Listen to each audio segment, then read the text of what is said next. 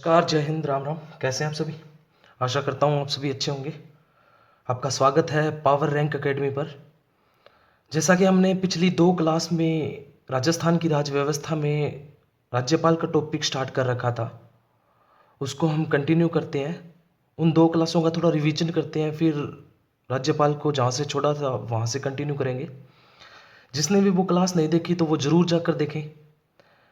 हमने पहली क्लास में पढ़ा था कि भारतीय संविधान में संघीय व्यवस्था को अपनाया गया और ये कॉन्सेप्ट है जो कनाडा के संविधान से लिया गया है, जिसके तहत केंद्र और राज्य स्तर पर शासन का संचालन किया जाता है। राज्य स्तर पर इसके 3 अंग होते हैं। एक तो विधायिका, कार्यपालिका और न्यायपालिका। विधायिका के अंतर्गत मैंने बताया कि राज्यपाल, विधानसभा, विधान परिषद आती है। कार्यपालिका में स्थायी कार्यपालिका और अस्थायी कार्यपालिका होती है। न्यायपालिका में राज्य में होता है हाई कोर्ट। अपने इतना पढ़ने के बाद अपने हमारा जो मूल टॉपिक था राज्यपाल, वो स्टार्ट किया। उसमें हमने स्टार्ट किया कि जो राज्यपाल का पद है वो भारत शासन अधिनियम 1935 से लिया गया है और नियुक्ति प्रक्रिया जो कनाडा के संविधान से ली गई है। इसके बाद में कुछ लोगों ने राज्यपाल के पद के बारे में कुछ तर्क दिए थे, हमने वो भी पढ़े। उसके बाद में आर्टिकल 152 पढ़ा। हमने पढ़ा कि भारतीय संविधान के भाग 6 में राज्य सरकार का वर्णन है और ये 152 से 237 तक है। 152 में हमने पढ़ा कि राज्य की परिभाषा है। 153 में हमने ये भी पढ़ा कि राज्यों के लिए एक राज्यपाल होगा। 154 में एग्जीक्यूटिव पावर पढ़ी कि जो कार्यपालिका शक्ति है राज्य की, वो राज्यपाल में निहित होगी और राज्यपाल इसका प्रयोग है जो संघ या अधीनस्थों के माध्यम से करेगा। फिर हमने आर्टिकल 155 पढ़ा। 55 में नियुक्ति के बारे में बात करी कि राज्यपाल की नियुक्ति है जो राष्ट्रपति द्वारा की जाती है और चयन है जो केंद्र सरकार द्वारा करती है। फिर 156 में पदावधि कि राज्यपाल की पदावधि क्या होगी। हमने पढ़ा कि राज्यपाल है जो राष्ट्रपति के प्रसाद पर्यंत कार्य करेगा। उसके बाद में फिर ये त्याग पत्र भी राष्ट्रपति को देगा। फिर राज्यपाल है जो 5 वर्ष के लिए पद पर रहेगा। उसके बाद में 157 में योग्यता पढ़ी कि 2 योग्यता पढ़ी। इसमें एक तो वह भारत का नागरिक होगा और एक 35 वर्ष की आयु पूर्ण कर लेगा। उसके बाद में आर्टिकल 158 में राज्यपाल के पद की सेवा और शर्तें पढ़ी। उसमें हमने पढ़ा कि पहली शर्त पढ़ी कि MP MLA नहीं होना चाहिए। दूसरी शर्त पढ़ी कि वह क्या होगा, किसी भी लाभ के पद पर नहीं होगा। फिर तीसरी शर्त हमने पढ़ी कि जो भी उसे पद पे रहते हुए वेतन भत्ते या शासकीय आवास मिलेंगे उससे निःशुल्क हकदार होगा। फिर हमने ये भी पढ़ा कि अगर एक ही व्यक्ति को 2 या 2 से अधिक राज्यों का राज्यपाल नियुक्त किया जाता है तो उसकी जो वेतन भत्ते हैं वो राष्ट्रपति क्या करेगा, डिसाइड करेगा। फिर हमने पढ़ा कि अगर कोई भी व्यक्ति है जो राज्यपाल नियुक्त किया गया है उसको पद के दौरान उसके वेतन या भत्तों में कटौती नहीं की जा सकती। फिर हमने आर्टिकल 159 पढ़ा। उसमें शपथ पढ़ी कि शपथ है जो राज्यपाल को राज्य का जो भी हाई कोर्ट का मुख्य न्यायाधीश होता है वह दिलाता है। फिर आर्टिकल 160 में पढ़ा कि आकस्मिक परिस्थिति आ जाए राज्यपाल के पद पर रहते हुए तो क्या करेगा, कि उसके कृत्यों का निर्वहन है जो राष्ट्रपति द्वारा या राष्ट्रपति अगर किसी अन्य व्यक्ति को नियुक्त करे तो उसके द्वारा किया जाएगा। इतना हमने पढ़ने के बाद हमारी दूसरी क्लास स्टार्ट की थी। दूसरी क्लास में पढ़ा कि राष्ट्रपति शासन है जो राजस्थान में 4 बार लगा। कितनी बार लगा? 4 बार। प्रथम बार लगा था 13 मार्च 1967 से 26 अप्रैल 1967 तक। ये था 44 दिन के लिए लगा था, सबसे कम कार्यकाल के लिए। उस टाइम CM थे मोहनलाल जी सुखाड़िया। हमने ये भी बात की कि मोहनलाल जी सुखाड़िया चौथी बार मुख्यमंत्री के लिए नियुक्त हो रहे थे पर उनको संपूर्ण बहुमत नहीं मिला था। इस कारण इसके विपक्ष में जो पार्टी थी संयुक्त मोर्चा की, उसने और इन दोनों की सरकारों को मतलब गठबंधन बनाने के लिए संपूर्णानंद जी ने क्या कहा, गठबंधन बनाने के लिए आमंत्रित किया। लेकिन इन दोनों के बीच में टकराव हो गया जिसके कारण संपूर्णानंद को क्या करना पड़ा, राष्ट्रपति शासन लागू करना पड़ा। चूंकि हटाया गया था उसी काल में हुक्म सिंह जी थे। संपूर्णानंद जी ने त्यागपत्र दे दिया था। हुक्म सिंह उसके बाद में क्या है कि राज्यपाल बने तो उन्होंने क्या है कि प्रथम राष्ट्रपति शासन को क्या हटा दिया था। दूसरा राष्ट्रपति शासन हमने पढ़ा कि 29 अप्रैल 1977 से 22 जून 1977 तक लगा, जो कि 53 दिन का था। इसमें CM थे हरिदेव जोशी साहब। उस टाइम राज्यपाल थे वेदपाल त्यागी और हटाया गया था रघुकुल तिलक के काल में। क्यों लगा था? क्योंकि केंद्र में लगा था, क्योंकि केंद्र में क्या हुआ कि जनता पार्टी की सरकार आ गई थी और PM है जो मोरारजी देसाई बन गए थे।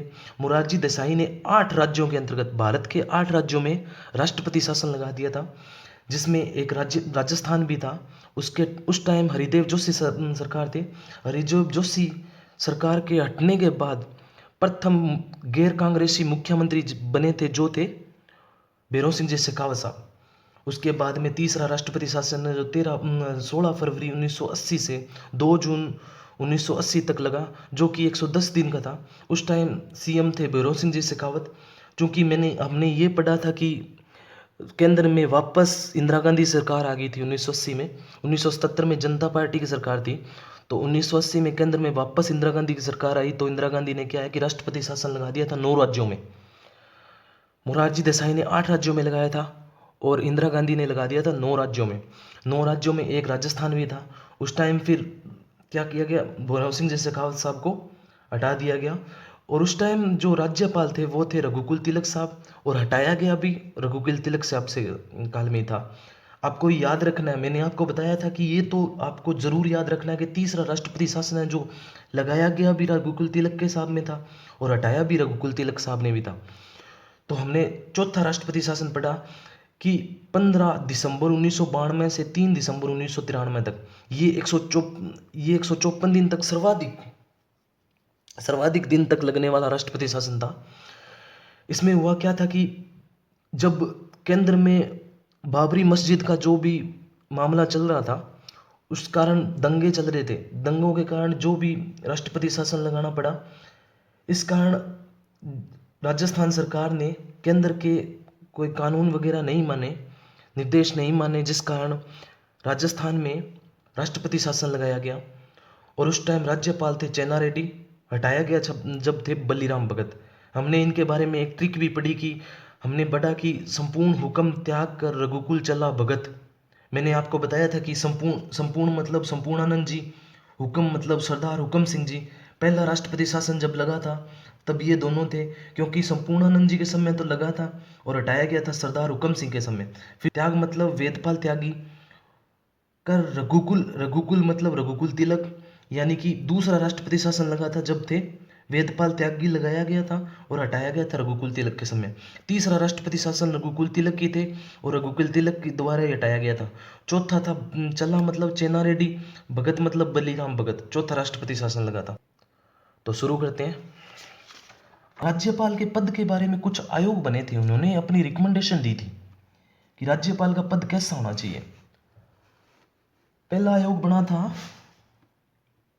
प्रथम प्रशासनिक सुधार आयोग। प्रशासनिक सुधार आयोग।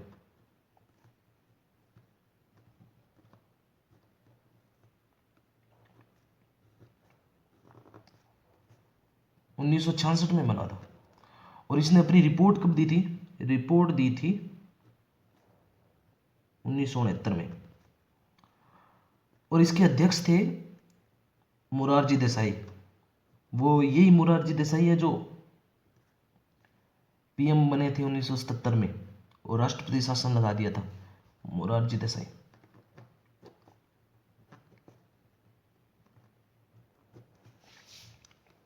और बाद में अध्यक्ष बने थे के हनुमंतिया। बाद में कौन बने थे? के हनुमंतिया।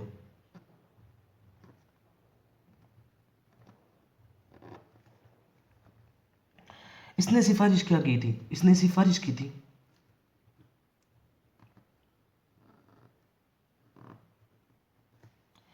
इसने पहली सिफारिश की थी कि जो राज्यपाल नियुक्त किया जाएगा ना, एटलीस्ट उसे सार्वजनिक और प्रशासनिक अनुभव होना चाहिए। सार्वजनिक और प्रशासनिक अनुभव वाला व्यक्ति होना चाहिए। जनिक, आप अपने नोट्स बनाते रहना।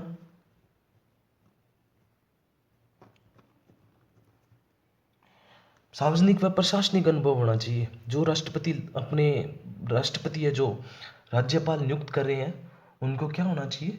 सार्वजनिक व प्रशासनिक अनुभव होना चाहिए। दूसरी बात कि राष्ट्रपति जिस भी व्यक्ति को राज्यपाल नियुक्त कर रहा है तो कम से कम उस राज्य के मुख्यमंत्री से परामर्श जरूर लेना चाहिए। तो सीएम से परामर्श लें।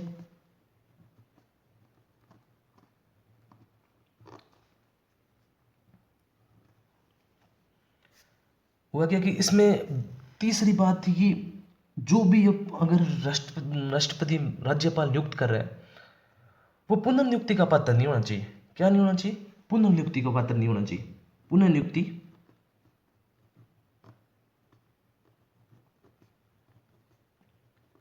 पात्र नहीं होना चाहिए। मेन रिकमेंडेशन ये 3 थी इसकी। पहली क्या थी कि सार्वजनिक व प्रशासनिक अनुभव वाला व्यक्ति होना चाहिए। दूसरी कि सीएम से परामर्श करें। अगर आप किसी भी राज्यपाल को नियुक्त कर रहे हैं तो कम से कम उस राज्य के एक बार सीएम से परामर्श जरूर कर लें। तीसरी कि पुनर्नियुक्ति का पत्र नहीं होना चाहिए। एक और थी कि दलीय पूर्वाग्रहों से ऊपर उठा व्यक्ति होना चाहिए।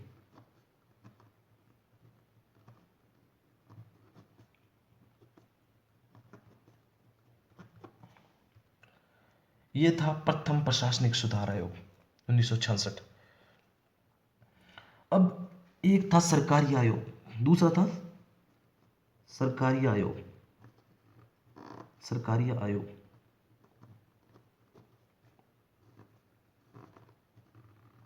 1983।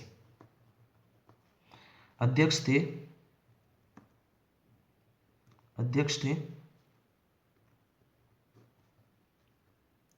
एस के सरकारिया।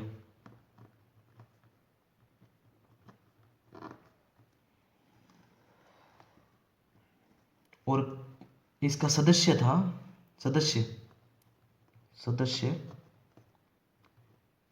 के एस सेन। ये थे। इसकी सिफारिश क्या थी? सिफारिश है। नोट्स बनाते रहना, यकीन मानना, बढ़िया पढ़ाऊंगा। देखो पहली सिफारिश तो क्या थी? इसने कह दिया कि इसने सार्वजनिक नहीं लिखा, इसने कहा कि ओनली प्रशासनिक शाख वाला व्यक्ति होना चाहिए। प्रशासनिक शाख वाला व्यक्ति हो। दूसरी बात, इसने भी कह दिया कि सीएम से परामर्श करो। एटलीस्ट इसने तो यहां तक कह दिया था कि आर्टिकल 155 में संशोधन कर दो और वहां लिख दो, संशोधन कर दो। आर्टिकल 155 में क्या कर दो? संशोधन करके वहां लिख दो। मेन रूप से सरकारी आयोग है ना, केंद्र राज्य संबंध के लिए आया था। किस लिए आया था? इसका उद्देश्य लिखे ना, उद्देश्य तो क्या था? केंद्र और राज्य के बीच में संबंध बताने थे, केंद्र राज्य संबंध।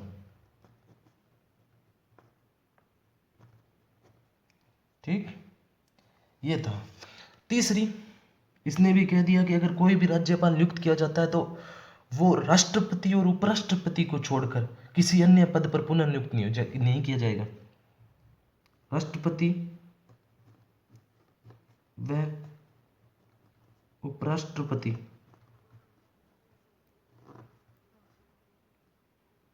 के अलावा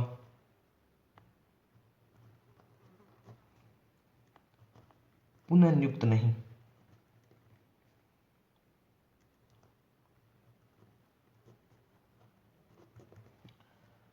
तीसरी बात ये कह दी।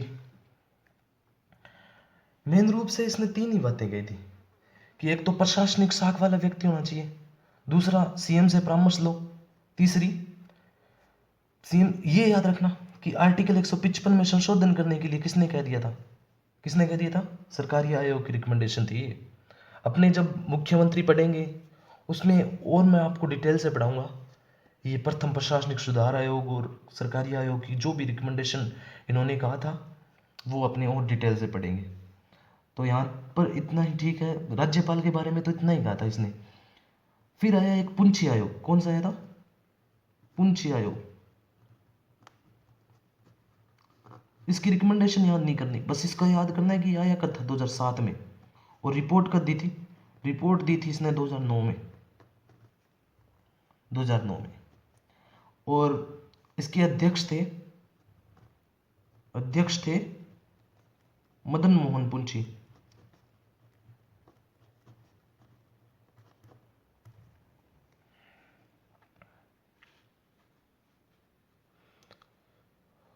मैं उम्मीद करूँगा कि ज़्यादा से ज़्यादा अगर हो सके तो मैं एक वाइट बोर्ड लाऊंगा, उसमें पढ़ाऊंगा आपको। फिर ये तो हो गया। अब हमने पढ़ लिया कि तीन जो आयोग बने थे, एक वो भी है यार, तमिलनाडु का आयोग था, राजमन्नार आयोग। उसको ज़्यादा इतना काम का नहीं है, अपने के लिए तो यही काम है कि आपको एक तो याद होना चाहिए कि प्रथम प्रशासनिक सुधार आयोग, दूसरा याद होना चाहिए सरकारी आयोग, तीसरा याद होना चाहिए पुंछी आयोग। आपको ये भी याद होना, इसकी तो ये तो तीन चार रट्टी लो, इसने तीन सिफारिशें दी, वो रट लो कि प्रथम व प्रशासन सार्वजनिक व प्रशासनिक अनुभव होना चाहिए, दूसरा सीएम से परामर्श लो, तीसरा पुनर्नियुक्ति का पात्र नहीं होना चाहिए, दलीय पूर्वाग्रह से ऊपर उठा व्यक्ति होना चाहिए। सरकारी आयोग आया था, उसने क्या कहा कि प्रशासनिक शाख वाले व्यक्ति होना चाहिए। फिर सीएम से परामर्श लो, आर्टिकल 155 में संशोधन कर लो, राष्ट्रपति और उपराष्ट्रपति के अलावा पुनर्नियुक्त नहीं होना चाहिए। और पुंछी आयोग आया था जो साथ में आया था, 2009 में इसने रिपोर्ट दी। इतना हमने पढ़ लिया। अब अपने स्टार्ट करते हैं राज्यपाल की शक्तियां। राज्यपाल की शक्तियां, नोट्स बनाते रहना, लाइक शेयर एंड सब्सक्राइब जरूर कर देना चैनल को। देखो, एक तो क्या है,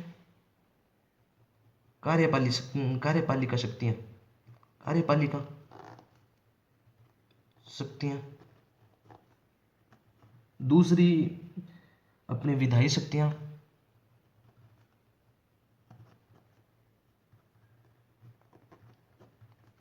तीसरी न्यायिक शक्तियां, चौथी है वित्तीय शक्तियां।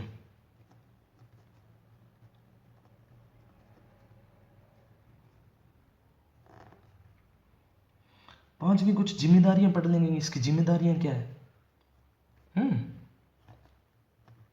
जिम्मेदारियां और सब विवेक भी शक्ति है ना, सब विवेक शक्तियां भी पढ़ लेंगे। सब विवेकीय शक्तियां। तो आज स्टार्ट कर रहे हैं अपने कार्यपालिका शक्तियां। कौन सी कार्यपालिका शक्तियां।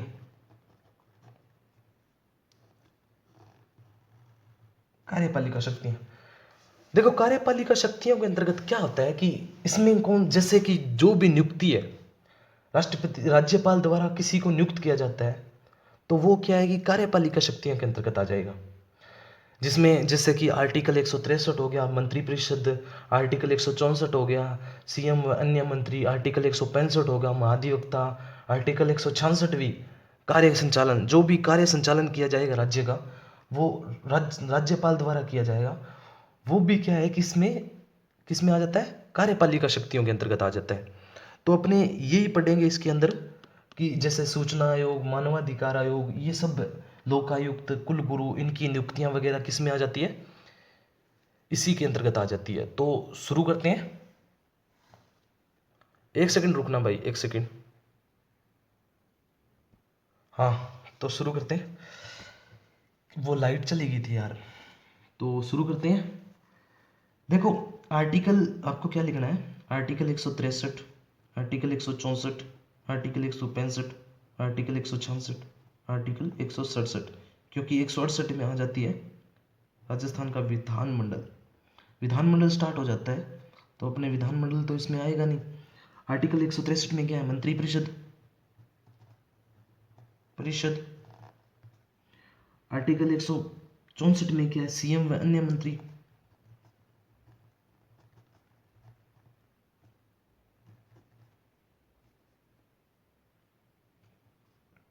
मंत्रियों की नियुक्ति। आर्टिकल 165 में महाधिवक्ता।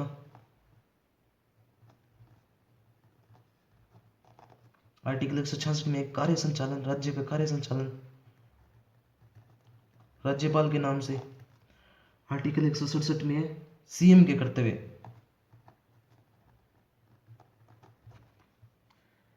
ये कार्यपालिका शक्ति के अंतर्गत आ जाती है। इसके बाद में 217 आर्टिकल 217 ये है हाई कोर्ट। हाई कोर्ट की नियुक्ति है जो राष्ट्रपति द्वारा क्या है कि राज्यों के राज्यपाल से परामर्श कर की जाएगी। परामर्श किससे करेगा? परामर्श किससे करेगा? कौन? राष्ट्रपति। किनसे करेगा? राज्यपाल से। फिर आर्टिकल 233 जिला न्यायाधीश न्यायाधीश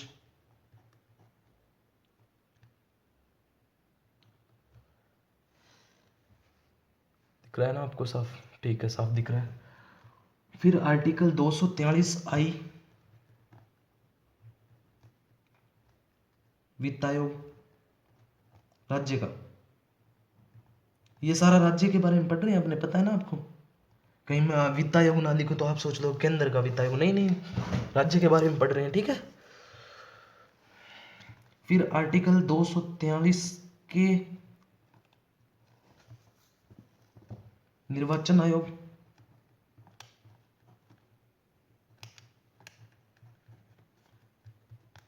फिर आर्टिकल 315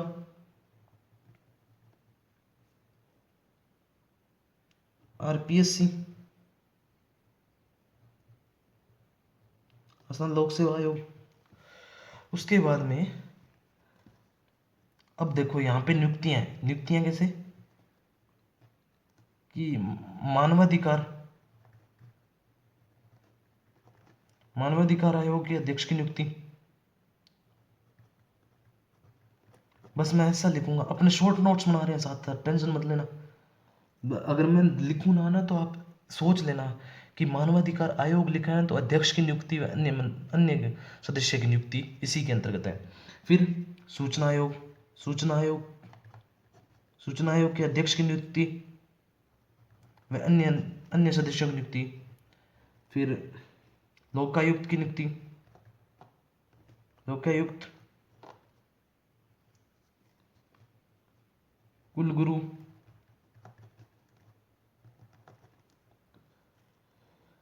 ये सारे किस में आ जाते हैं? इसी के अंतर्गत आ जाते हैं, राज्य की कार्यपालिका शक्ति के अंतर्गत, ठीक है। फिर अब देखो होता क्या है कि अब अपने ये पढ़ लिया, इसके बाद में अपने यहीं पढ़े ना तो एक देखो राज्यपाल रिलीफ फंड बनाया गया है। ये इसमें नहीं, ये अतिरिक्त जानकारी है, क्योंकि क्या है कि आपको बाद में याद ना आए तो अब भी लिखा देता हूं मैं। राज्यपाल रिलीफ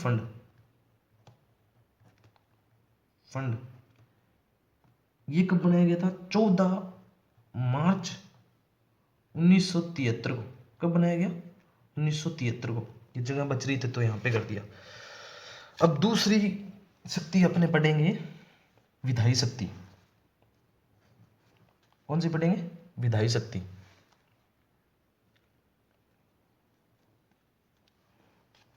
विधायी शक्तियां, विधायी शक्तियां। विधायी शक्तियों में देखो इसमें क्या है कि आपको 6 चीजें याद रखनी है। कितनी चीजें याद रखनी है? 6 चीजें। 100 आर्टिकल 171(5), आर्टिकल 174, 6 चीजें बताऊंगा मैं।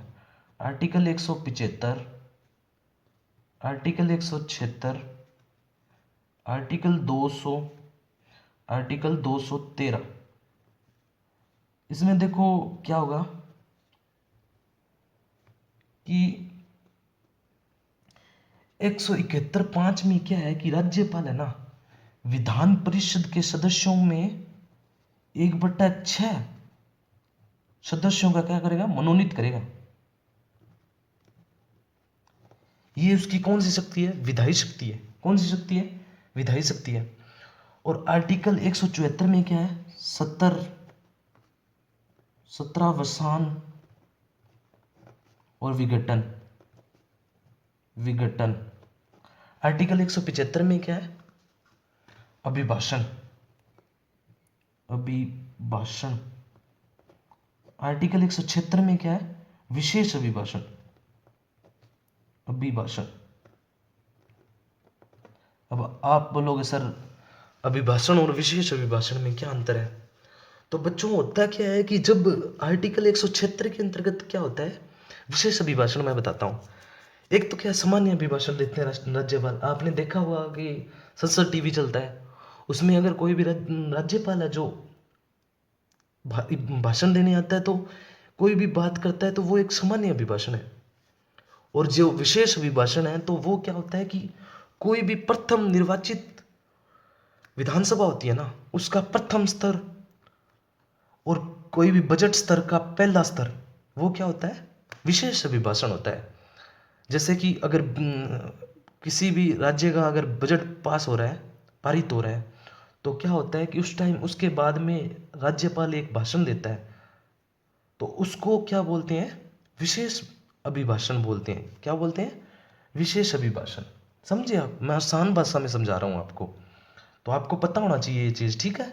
उसके बाद में आर्टिकल 200 क्या है? 200 है विधेयकों पर अनुमति। विधेयकों पर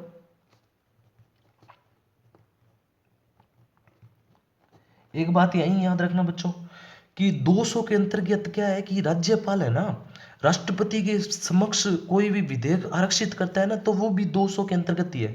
कई बच्चे क्या होते हैं 200 आर्टिकल 201 के अंतर्गत समझ लेते हैं इसे। और आर्टिकल 213 अध्यादेश जारी करना। अध्यादेश तो राज्यपाल क्या करेगा? राज्यपाल एक तो राज्य सूची पर व समवर्ती सूची पर, समवर्ती सूची पर अध्यादेश जारी कर सकता है। अपने अध्यादेश के बारे में अलग से पढ़ेंगे, राष्ट्रपति का अध्यादेश और राज्यपाल के अध्यादेश के दोनों के अंतर को पढ़ेंगे अपने बाद में। पहले इसको एक बार अपना पूरा टॉपिक हो जाए ये, उसके बाद में जो जो बच जाएगा राज्यपाल के अंतर्गत वो अपने आगे क्लास में पढ़ लेंगे उसको आराम से। मैं चाहता हूँ कि आपको एक जगह मिल जाए पूरा शॉर्ट नोट्स की तरह। अब इसमें अगर मैं आपको डिफाइन करने लग जाऊँ कि आर्टिकल 163 में मंत्रिपरिषद है जो कि मुख्यमंत्री और उनके मिलकर बनेगी, ये चीज़ें नहीं, क्योंकि ये पढ़ेंगे अपने आर्टिकल जब मुख्यमंत्री पढ़ेंगे तब ये पढ़ेंगे। उसके बाद में आर्टिकल 164 है कि सर आपने हमें बताया नहीं। आर्टिकल 165 महाधिवक्ता जब पढ़ेंगे तो आपने वहाँ पढ़ेंगे, ठीक है? तो ऐसी चीज़ें आप पढ़नी है अपने को, ओके? हाँ तो फिर ये छह चीज़ें याद रखनी, 1 2 3 4 5 6 विधायी होगी। उसके बाद में अपने स्टार्ट करते हैं कौन सी शक्ति? न्यायिक शक्तियाँ। न्यायिक शक्तियाँ। व्हाइट बोर्ड नहीं है यार मेरे पास, अगर व्हाइट बोर्ड होता ना मैं आपको इतना बढ़िया पढ़ाता। देखो न्यायिक शक्तियों के अंतर्गत आपको एक ही चीज याद रखनी है, क्या? आर्टिकल 161 समाधान। इसमें आपको कितनी टर्म याद रखनी है? 5 टर्म याद रखनी है। कौन कौन सी? एक तो होता है समाधान, एक होता है प्रविलंबन, एक होता है विराम, एक होता है परिहार, एक होता है लघुकरण।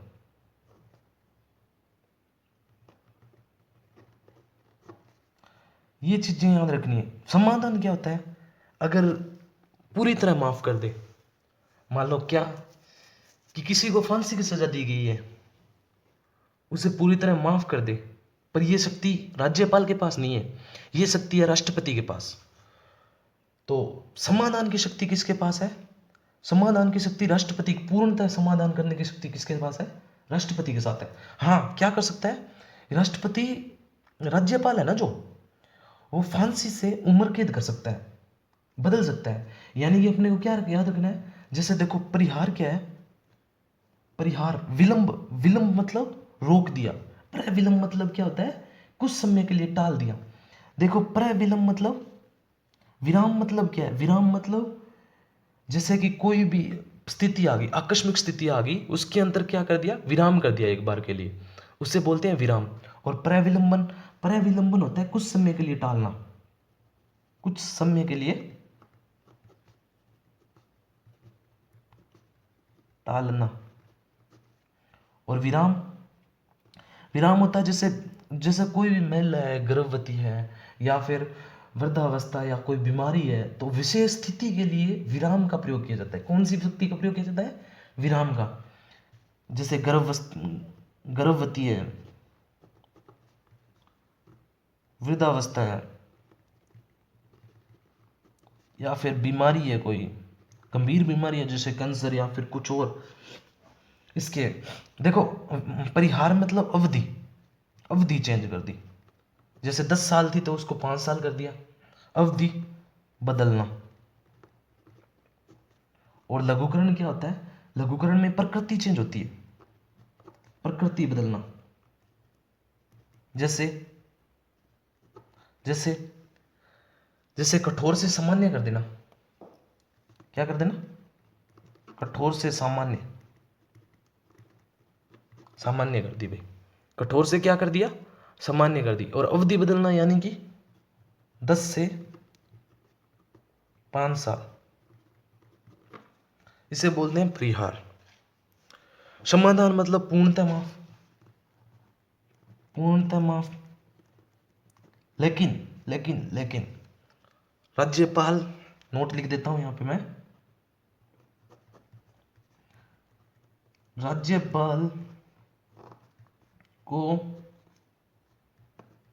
पूर्णतः माफ करने की शक्ति नहीं है, इसे लिखो। ठीक, न्यायिक शक्तियों में इतना ही पढ़ेंगे अपने। उसके बाद में चौथी है वित्तीय शक्तियां। कौन सी है? वित्तीय शक्तियां। वित्तीय शक्ति,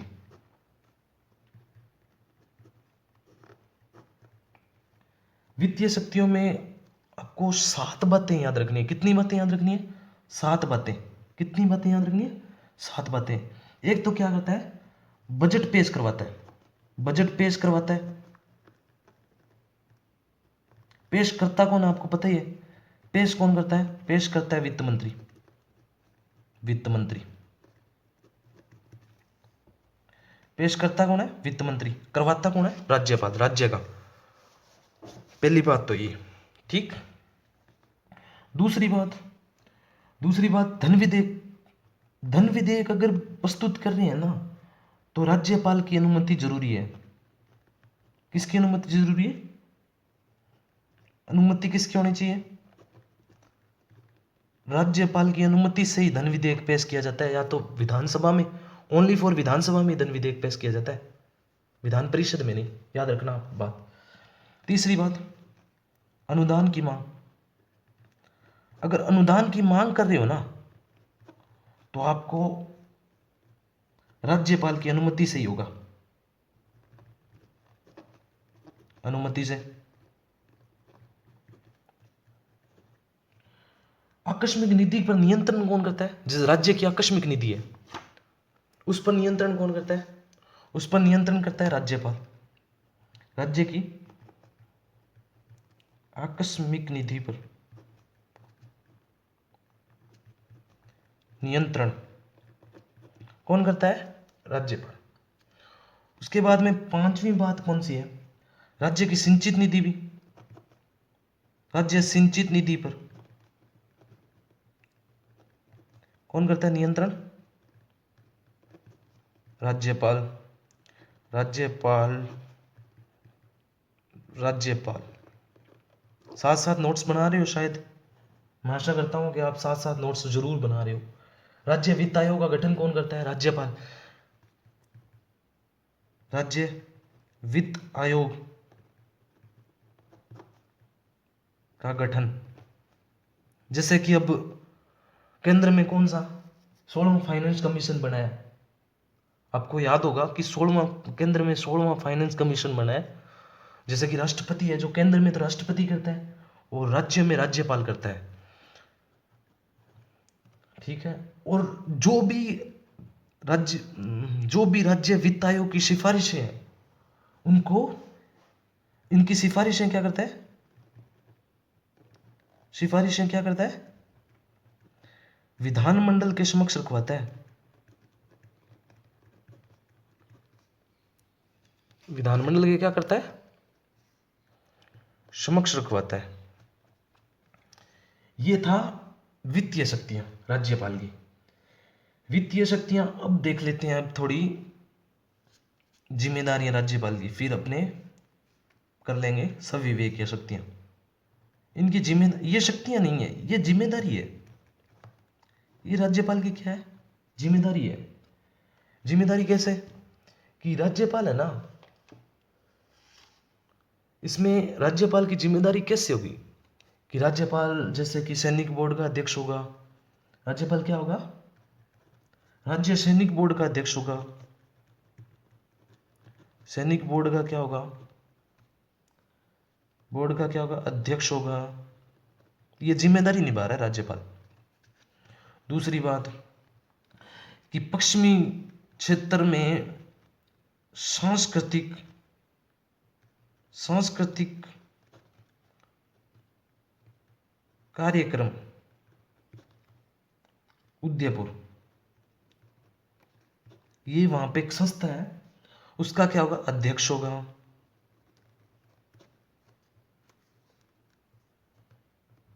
तीसरी बात, भारतीय red cross society state branch branch का क्या होगा, अध्यक्ष होगा। क्या होगा, अध्यक्ष होगा। चौथी बात कि राज्य है ना, राज्यपाल है जो राजस्थान, राज्यपाल क्या होगा, राज्यपाल क्या होगा, राजस्थान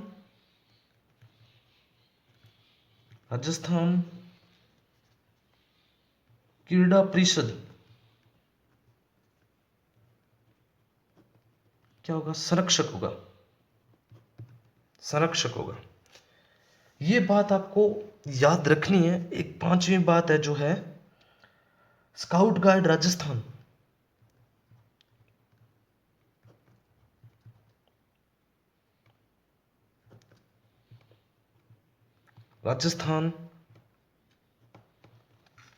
क्या होगा, संरक्षक होगा। ये हमने पढ़ लिया है जिम्मेदारी। अब उसके बाद में हम पढ़ रहे हैं छठी, संविवेकीय शक्तियां। संविवेकीय शक्तियां, वीडियो काफी लंबी हो रही है, 40 मिनट की वीडियो हो जाएगी। देखो संविवेकीय मतलब क्या होता है, आपको पता है संविवेकीय मतलब, नाम देखो, आप सोच के देखो, संविवेकीय शक्ति सोच के देखो नाम, सविवेक, खुद के विवेक से, तो खुद के विवेक से या तो वो खुद के द्वारा करे या फिर उसे संविधान द्वारा दी गई हो। दो चीजें हैं, क्या चीजें हैं, दो चीजें हैं। सविवेक मतलब एक तो संविधान द्वारा दी गई, संविधान द्वारा। दूसरी परिस्थिति जन्य, कोई भी परिस्थिति आ गई, जैसे कि मुख्यमंत्री की बहुमत नहीं मिला। मैंने आपको बताया था कि प्रथम राष्ट्रपति शासन लगा था जब संपूर्णानंद जी, वो चीज़ बताई थी मैंने आपको कि हाँ, कि बहुमत नहीं मिला था, जिस कारण संपूर्णानंद जी ने क्या कि राष्ट्रपति शासन लगा दिया था। ये इसकी क्या है, परिस्थिति जन्य है, परिस्थिति जन्य। ठीक, दो चीजें हैं। पहली बात, अब संविधान द्वारा कौन सी दी गई है, संविधान द्वारा पढ़ते हैं तो देखो, पहली है असम, असम के राज्यपाल को, अगर कोई व्यक्ति है जो असम का राज्यपाल नियुक्त किया जाता है तो उसको क्या होगा, कि वहां जो भी खानों की लीज है ना, उनका बंटवारा, उनकी आय का बंटवारा क्या है कि राज्य और केंद्र के बीच में किसका हक होगा? राज्यपाल का हक होगा। किसका हक होगा? का बंटवारा। दूसरी दूसरी है नागालैंड। नागालैंड के राज्यपाल को क्या है कि आंतरिक अशांति, वहां पे क्या है कि नागा जाति के लोग हैं जो मणिपुर वाले, उनके क्या दंगे चलते रहते हैं, तो उसको राज्यपाल, वहां के राज्यपाल को एक विशेष शक्ति दी गई है कि आंतरिक अशांति में वहां पर क्या कर सकता है, वो नियंत्रण स्थापित कर सकता है।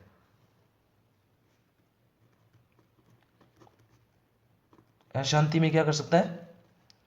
नियंत्रण कर सकता है। तीसरी तीसरी मणिपुर।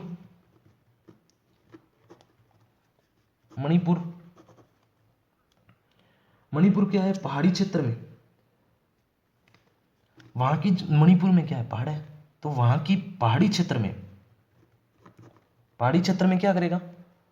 पहाड़ी क्षेत्र में निर्वाचित समितियां, वहां पे क्या है कि निर्वाचित समितियों द्वारा क्या कार्य करने के लिए वहां पे क्या कर सकता है? सदस्य नियुक्त कर सकता है।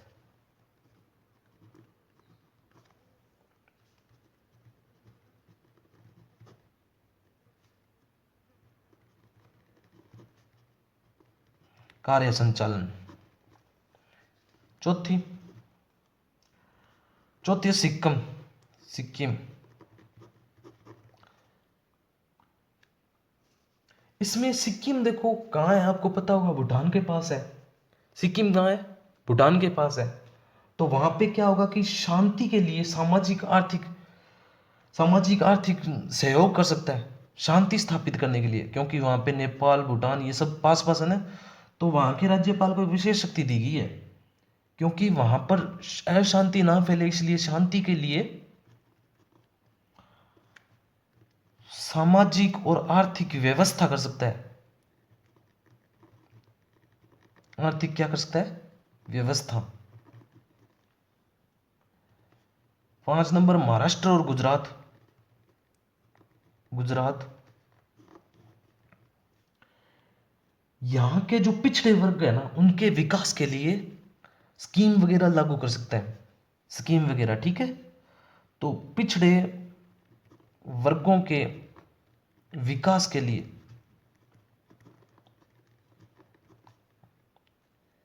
क्या चला सकता है? योजना चला सकता है, योजना चला सकता है, या कुछ भी कर सकता है। छठी छठी है यूटी। यूटी मतलब केंद्र शासित प्रदेश, यूनियन टेरिटरी। यूटी में क्या करेगा कि प्रशासक के रूप में अगर कार्य कर रहा है ना, प्रशासक के रूप में क्या कर रहा है?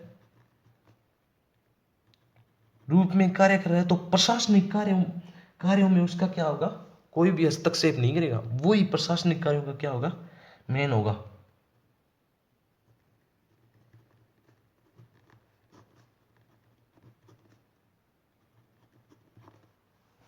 यूटी में। और आर्टिकल 200 यहाँ पे संविवेक शक्ति है उसको। क्यों?